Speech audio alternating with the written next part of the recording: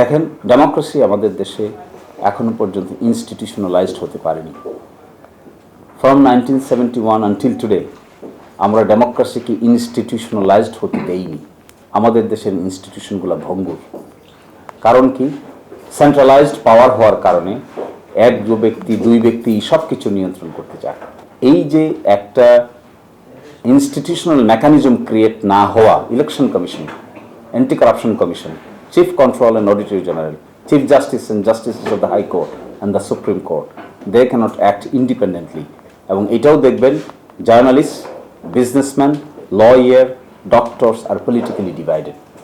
এই সমস্ত কারণে আমাদের দেশে একটা এনভায়রনমেন্ট ক্রিয়েট হয়েছে যেখানে পলিটিশিয়ানদের প্রতি এক ধরনের অনাস্থা রয়েছে।